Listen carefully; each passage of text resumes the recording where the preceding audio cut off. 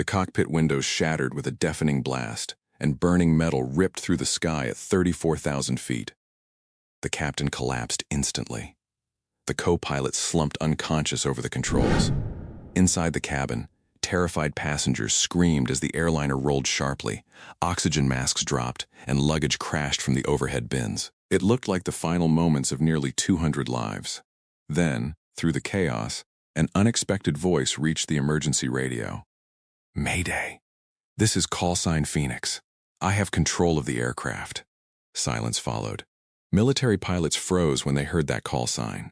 Phoenix belonged to a legendary aviator who had died years earlier. Yet the voice speaking now wasn't a seasoned pilot. It sounded like a frightened 12-year-old girl. How could a child possibly be flying a crippled passenger jet? And why did experienced military crews suddenly place their trust in her? Before we begin this unbelievable story, comment below and tell us which country you're watching from. Just 20 minutes earlier, everything had felt perfectly ordinary aboard Pacific Air Flight 417. Soft conversations filled the cabin while children watched cartoons, business travelers answered emails, and a young couple laughed over vacation photos. Nobody imagined the peaceful flight would soon become front-page news around the world. Near the middle of the aircraft sat 12-year-old Emma Brooks, quietly staring out the window at the endless blanket of clouds. She wore a faded blue hoodie that belonged to her late father, the sleeves hanging far past her hands. Resting beneath her seat was a small backpack containing his worn aviation headset and a notebook filled with sketches of airplanes he had drawn with her years before. Emma was flying alone to spend the summer with her grandfather after years apart. As the engines hummed steadily, she opened her notebook and carefully began sketching a fighter jet from memory. Then a strange, high-pitched whine drifted through the cabin. Her pencil froze. The smile disappeared from her face. She had heard that sound before, and she knew exactly what it meant. Years before this flight, Emma's life had been very different. While other children spent weekends playing video games or riding bicycles, she spent hers inside a flight simulator beside her father, Captain Daniel Brooks, a respected Air Force experimental pilot. He never treated flying like a game. Every lesson came with a reason, every emergency drill with a warning. "One day, your courage will matter more than your age," he often told her. After long training sessions, he would purposely create engine fires, hydraulic failures, and electrical emergencies inside the simulator, making Emma solve each problem before moving on. At first, she thought he was simply making the lessons exciting. Only after he lost his life during a dangerous test mission did she understand why he had been so determined to prepare her. Even after his passing, Emma continued practicing alone, refusing to let his lessons fade. Now, as that unfamiliar engine whine echoed through the cabin, every memory rushed back. She wasn't hearing just a mechanical noise. She was hearing the first warning of the nightmare her father had spent years preparing her to face.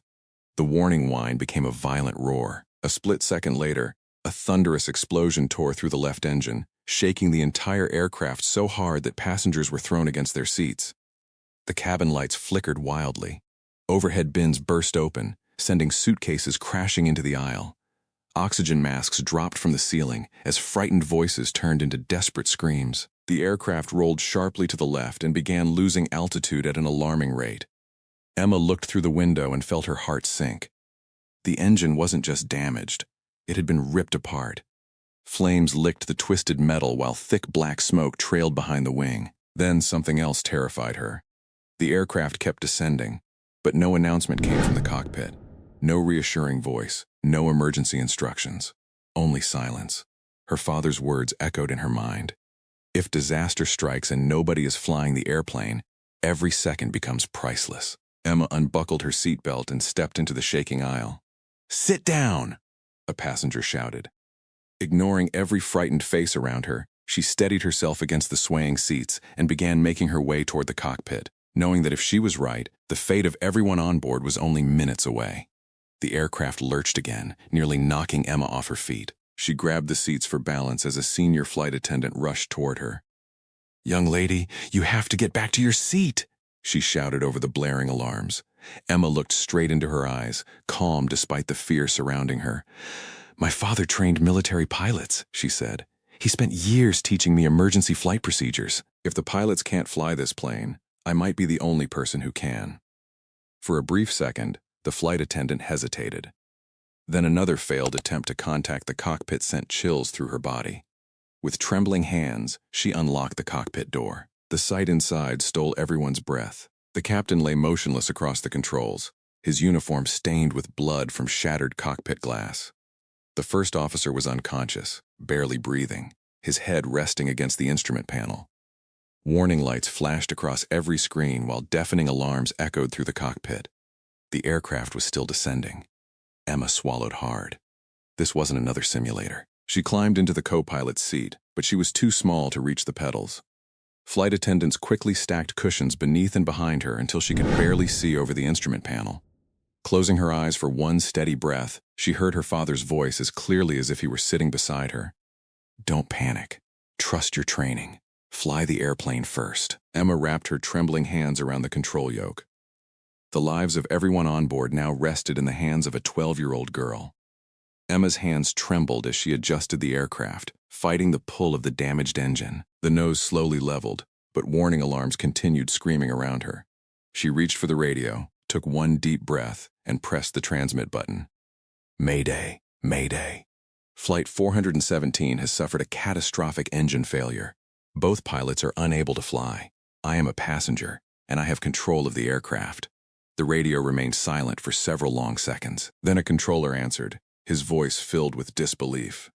"Say again, who is flying the aircraft?" Emma swallowed. "My name is Emma Brooks. I'm 12 years old. My father trained me in advanced flight simulators for years. His call sign was Phoenix, and today I'm flying under that call sign." Inside the air traffic control center, every conversation stopped. Moments later, 2 nearby Black Hawk helicopters were redirected toward the crippled airliner. Their commander had once flown alongside Captain Daniel Brooks. The moment he heard the call sign, memories flooded back. "Phoenix?" he whispered. He immediately switched to the emergency frequency. "Phoenix, this is Black Hawk Lead. I knew your father." "If you're his daughter, then I already know one thing." Emma tightened her grip on the controls. "He never gave up, and neither will you." For the first time since the explosion, she didn't feel completely alone. The 2 Blackhawks appeared beside the damaged airliner, their rotors slicing through the clouds as they matched its speed. Their presence brought a small wave of hope, but inside the cockpit, the situation was growing worse. "Phoenix, you're losing altitude faster than expected," Black Hawk Lead warned. "One engine isn't enough to keep this aircraft airborne much longer." Emma glanced at the instruments. Hydraulic pressure was falling. Airspeed was dropping. Every warning light seemed determined to steal her focus. Meanwhile, word had spread through the cabin. Passengers learned that a 12-year-old girl was flying the jet. Some clasped their hands in prayer, while others stared toward the cockpit in stunned silence. A frightened businessman shouted, "We're trusting our lives to a child!" But before panic could spread, an elderly woman stood up. "That child is the only reason we're still alive," she said firmly. Emma heard the voices through the open cockpit door but forced herself to concentrate. "Phoenix," Black Hawk Lead said calmly, "there's one chance left. We have to attempt an in-flight restart of the destroyed engine." Emma's heart pounded. "If this fails," she whispered, "we may never reach the runway." She closed her eyes for a single second, remembering every simulator lesson her father had ever given her. Then she reached for the ignition controls. Beginning engine restart procedure. Now. The damaged engine coughed violently, sending another powerful shudder through the aircraft. Thick black smoke streamed past the cockpit windows as Emma held her breath, waiting for the worst. Then, with a deep rumble, the engine slowly came back to life. It wasn't running perfectly, but it was producing just enough thrust to keep the aircraft in the air. "Excellent work! Phoenix!" Black Hawk Lead called. "Now stay with me. We're bringing you home." Minutes later, the runway appeared through the clouds. Fire trucks lined both sides, flashing red and blue lights across the tarmac. Every runway had been cleared, and emergency crews stood ready as television helicopters circled overhead, broadcasting the dramatic landing live. Just as Emma lowered the landing gear, another warning alarm erupted. The nose gear refused to lock. "No, not now," she whispered. The helicopter pilot calmly guided her through the emergency backup procedure. Emma pulled the manual release handle with all her strength. Click! 3 green lights illuminated the panel. "Landing gear locked," she breathed. The runway rushed closer with every passing second. 50 feet. Black Hawk lead counted. Emma gently pulled back on the control yoke. The main wheels slammed onto the runway with a thunderous boom, sending the aircraft bouncing once before settling back onto the pavement. She pushed the brakes with every ounce of strength she had as the end of the runway raced toward her. The jet finally rolled to a stop with only a few hundred feet remaining. For one long heartbeat, there was complete silence. The silence lasted only a second before the cabin exploded with emotion. Applause thundered through the aircraft. Strangers embraced one another. Tears streamed down faces, and prayers turned into cries of relief. Parents hugged their children tightly, unable to believe they were alive. Outside, emergency crews rushed toward the aircraft as firefighters surrounded the jet, ready for anything. Inside the cockpit, Emma didn't celebrate. Her hands were still locked around the controls, trembling so badly she could barely let go. Every ounce of courage that had carried her through the flight suddenly disappeared. Paramedics hurried in and carefully pulled the unconscious first officer from his seat. He still had a pulse. The captain, however, had not survived the explosion. The realization filled the cockpit with quiet sorrow. As passengers filed past, many stopped at the doorway. "You saved my family," one father whispered. A little girl handed Emma a small bracelet from her wrist. "I want you to have this," she said. "You're my hero." Even the businessman who had doubted her earlier lowered his head. "I was wrong," he said quietly. Today, a 12-year-old showed all of us what real courage looks like. Emma smiled faintly, but as she looked down at her father's old aviation headset resting in her lap, the tears she had been holding back finally began to fall. In the weeks that followed, Emma's story spread across the world. News channels called her the girl who refused to let fear win, but she quietly avoided the cameras. Instead, she traveled to a peaceful hill overlooking the old airfield where her father had flown his final mission. Carrying his faded hoodie, worn aviation headset, and weathered pilot wings, she stood silently beneath the open sky. "I kept my promise, Dad," she whispered, placing the wings beside a memorial stone.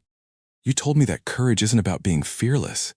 It's about doing what's right even when you're terrified." A gentle breeze swept across the field, and for a moment, it felt as though he were standing beside her again. Months later, aviation authorities honored both father and daughter with a national award recognizing their extraordinary courage and dedication to saving lives. Inspired by Emma's story, a scholarship was created to help young people pursue careers in aviation, ensuring her father's passion would live on through future generations. Years later, Emma earned her own pilot's wings. On the day she climbed into the cockpit of her first aircraft as a licensed pilot, she smiled, touched her father's old headset resting beside her, and spoke the words that had changed her life forever. "This is Phoenix. I have control." And somewhere beyond the clouds, the man who had prepared her for the impossible was surely smiling, because true heroes never disappear. They live on in the courage they inspire, the lives they protect, and the people they leave behind to keep flying forward.